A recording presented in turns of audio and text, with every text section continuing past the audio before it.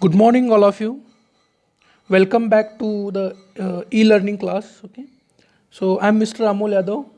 Today we are here to going to discuss about the our next topic, that is steam turbine and steam nozzle. So before starting the unit number 4, we just briefly discuss about the last units, that is first impact of jet. Okay, so in that lecture we discuss about the various types of vents and how the fluid is passing through the various types of surfaces. Okay, then solid surfaces. Okay, then next, in case of impact of the in impulse turbine, we talk about the Pelton wheel. So how the tangential flow occurs on the Pelton wheel, then how the power is generated. Okay, and how to select the head for the various fluid operations. Okay.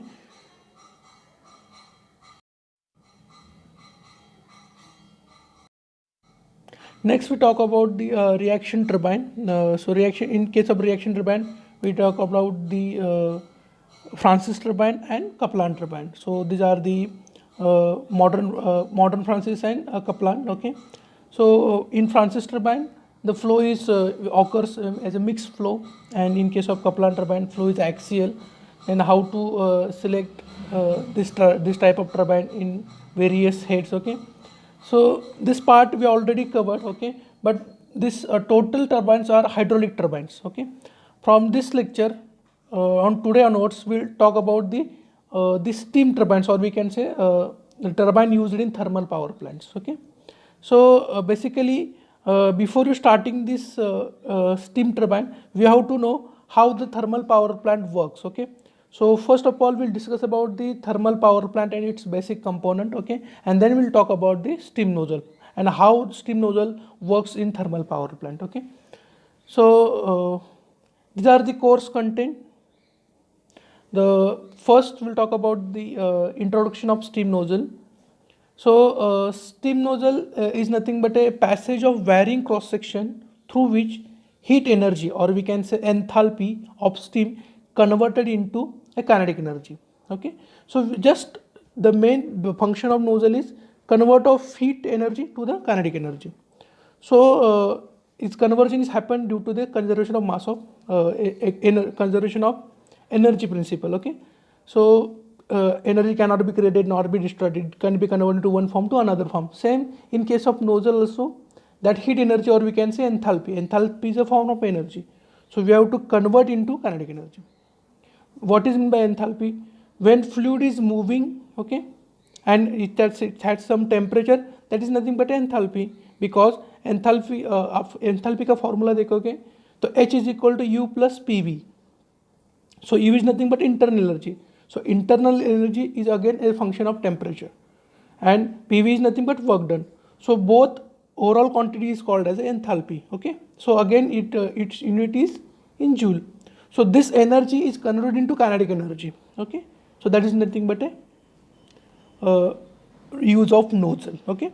So next we'll discuss about the types of steam nozzle and its applications. Okay. So there are various types of applications are there. So first is convergent, divergent, and convergent divergent.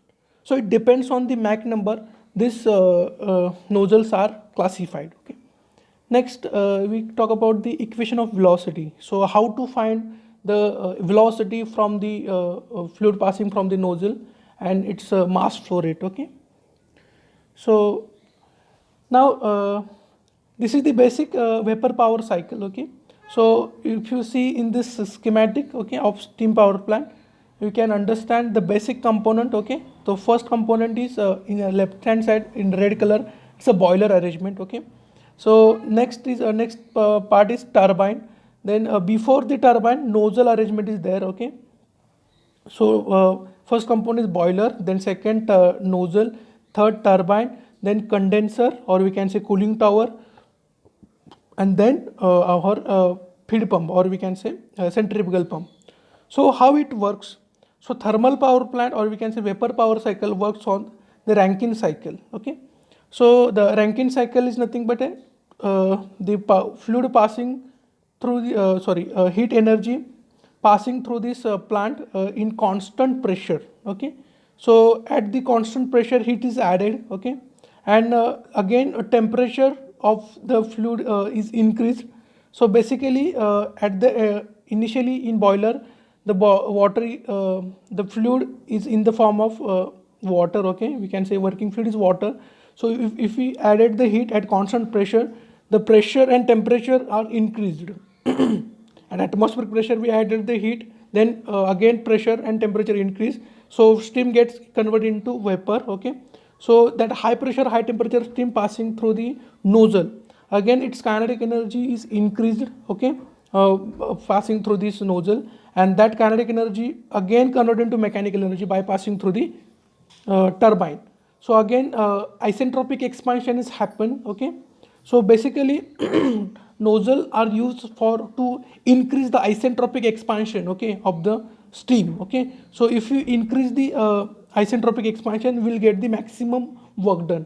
Okay, so again that expanded steam comes to the condenser, then we convert into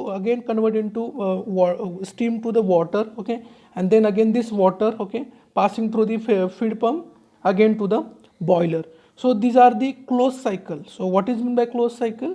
Closed cycle is nothing but there is no change of working fluid. Okay, means continuously we use the working fluid, that is nothing but a closed cycle. And open cycle, the best example of open cycle is vapor power cycle. And what is meant by open cycle, sorry, closed cycle का example है vapor power cycle, and closed open cycle का example है gas power plant. So we can say in case of air propulsion, there is no any working fluid again and again used. Okay, so once we use again we does not use. For example, if you use the diesel as a working fluid, then we cannot reuse this diesel, okay, after the burning. Okay, so these are the basic difference between open cycle and closed cycle. So we'll now discuss in details. Okay, so we have to just know about the knowledge about the thermal power plants. Okay, so now next is the definition of steam nozzle. Okay, so I already talk about the nozzle is a duct by flowing through which the velocity of fluid increase at expense of pressure drop. If the fluid is steam, then the nozzle is called as a steam nozzle. Okay, so in diagram you can clearly understand at the entry to the exit. So cross section area is varying. Okay, so why cross section area is varying? Because we have to increase the velocity of fluid. Okay, so as we know the continuity equation. Okay, so in continuity equation we can understand if as area decreases then velocity get increased, but again pressure falls is there. So why pressure falls? Because its isentropic expansion is happened. So from the entry to the exit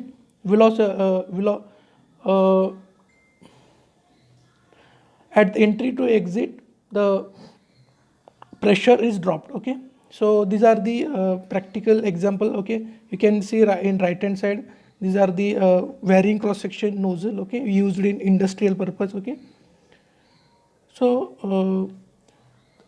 now next is types of nozzle. Okay, so there are various types of nozzles are there. Okay, so first one is a conversion nozzle. So conversion nozzle, the cross section area of the nozzle is detached by the expansion process and the condition of steam at the inlet and exit. Okay, so if we see in this diagram, okay, so fluid passing through this varying cross section, okay, at the outlet we can say throat, the area becomes decreased. So conversion nozzle is a nozzle that starts big and gets smaller, a decreased cross sectional area. As fluid enters the smaller cross section, it has to be speed up. Speed up means we have to increase the kinetic energy to the conversion of mass. Okay, so in between this the conversion of mass is happen. Okay, so to maintain the constant amount of fluid flowing through the restricted portion, the nozzle, okay, the fluid must be moved faster. Okay, so main purpose of the conversion nozzle is to have to increase the kinetic energy. Okay, if it depends on the Mach number, it will goes varies. Okay, we will discuss in next slide. Okay, so next is a divergent nozzle. Okay, so divergent nozzle is a nozzle that starts smaller size to gets increased. Okay, so in increase in cross section area means we have to gradually increase in cross section area. So उसकी वजह से क्या होता है? Okay, so at the inlet velocity of fluid is maximum. Okay, but pressure becomes low. So if you passing through this divergent portion, so again but this happen only if Mach number is less than 1. Keep in mind what is the Mach number, we'll discuss in next slide. Okay, so just concentrate on this basic diagram. So if you increase the cross section area, velocity at the outlet becomes decreased but pressure get increased. Okay, so this is nothing but a divergent nozzle.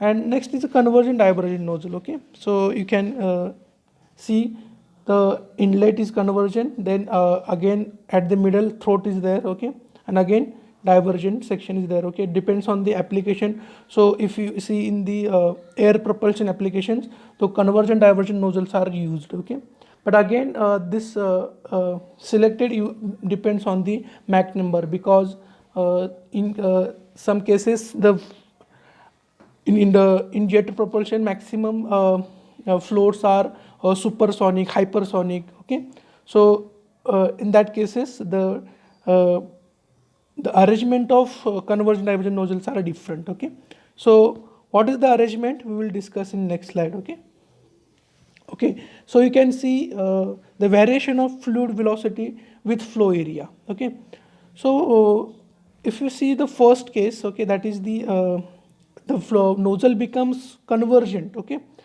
and varying cross section, or we can say at the inlet to the exit cross section area is decreases, but in that case Mach number is less than 1, then flow becomes subsonic. Getting? So in subsonic flow, if Mach number is less than 1, so pressure and temperature decreases at inlet to the exit. Okay, but the velocity and mass flow rate increases. Okay, but same if you consider a subsonic diffuser, or we can say diffuser में आप subsonic flow करते हैं तो क्या होता है? If Mach number is less than 1 again, then flow becomes subsonic, and हमारा nozzle कौन सा डिफ्यूजर है? Okay, so pressure and temperature क्या होगा? इंक्रीज होगा, but at the same time velocity and mass flow rate decrease होगा. अभी उसके रिवर्स क्या है? देखो opposite. If Mach number is greater than 1. Okay, so first of all you know what is meant by Mach number. So Mach number is nothing but the velocity of fluid to the velocity of sound. We have to compare this velocity of fluid to the velocity of sound. Okay, so if you increase the velocity of sound, velocity of fluid, then the Mach number goes increases. Okay, now if Mach number is greater than less than 1, the flow becomes subsonic. If Mach number is equal to 1, then flow becomes sonic, and if Mach number is greater than 1, we can say supersonic. And again Mach number is greater than 5, then it's hypersonic. Okay, so depends on the velocity of fluid. Okay, the or we can say velocity of object, it depends on the which type of fluid is we are used. Okay, but so and that fluid the Mach number will be varied. Okay, now another case number 2, if Mach number is greater than 1, then flow becomes supersonic. Okay, so at that time we have use the diffuser type nozzle. Okay, so we can say if Mach number is greater than 1, then pressure and temperature at the inlet to the outlet decreases, but velocity and mass flow rate increases. Now again one more question is rise in your mind. So sir, the cross section area is increased gradually, so why pressure and temperature decreased? Because that flow is supersonic, not a subsonic. Getting? So it's a vice versa, supersonic subsonic. ये case में आप confuse मत हो जाओ. ठीक है, so another case is Mach number is again greater than 1. If you use the diffuser, then again reverse case happen, pressure temperature increases and velocity and mass flow rate decreases. Okay, so these are the various physics behind the variation of fluid with the flow area. Okay, now next how to find the exit velocity. Okay, so we'll talk Okay, now you know, okay, so if you consider a conversion nozzle, okay, so at the entrance to the exit, okay, we can say entrance point 1 and exit point 2. So at the entrance, whatever the pressure P1, P2 is pressure at inlet and outlet. Whatever velocity at 1 and 2, that is velocity at inlet and outlet. Then next, so small v is nothing but a specific volume. Okay. Now, if you apply the steady flow energy equation, so if you know, as we know, there are three governing equations, okay, present in the universe. First is a conversion of mass, conversion of energy, and conversion of momentum. So conversion of energy is nothing but a steady flow energy equation. Okay. So if you apply this equation on this nozzle, okay, then we'll get. So what is the equation? Okay.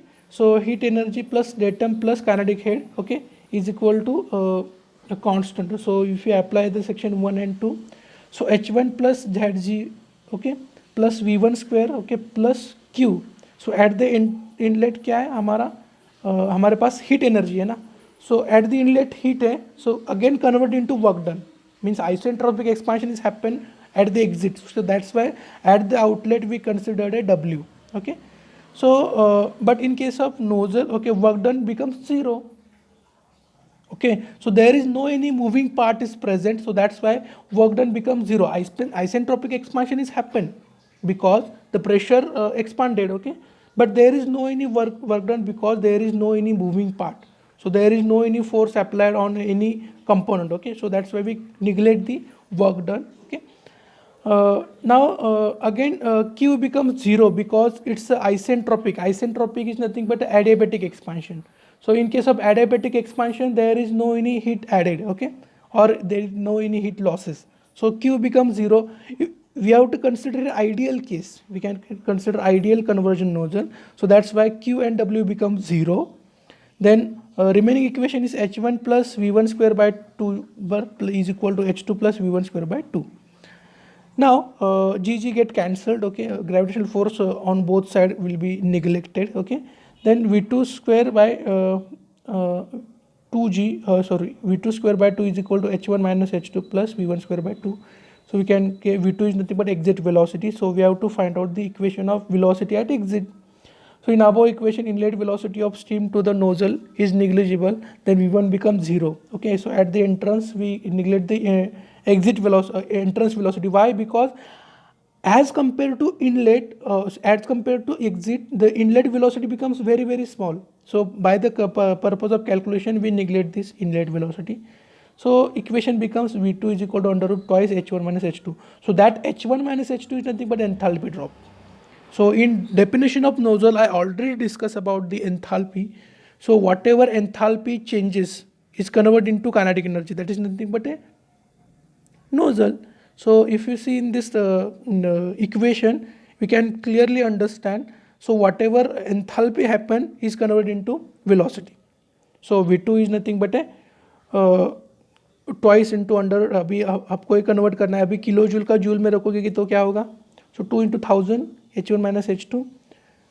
Then again we get the equation V2 is equal to 44.72 under root HD, means enthalpy drop.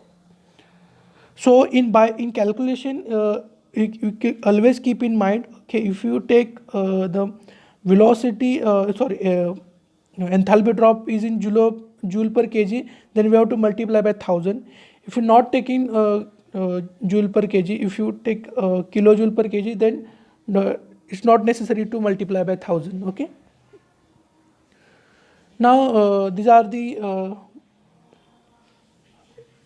all about the nozzle. Okay. Now course outcome. Now what we have to understand from this lecture. Okay.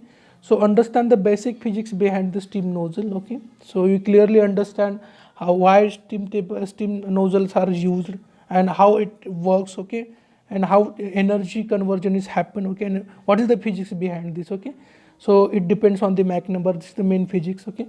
Then various types of nozzle with real life examples. Okay. So I already discussed about the conversion diversion nozzle used in air propulsion. Okay. Then understand the velocity variation in various type of nozzle.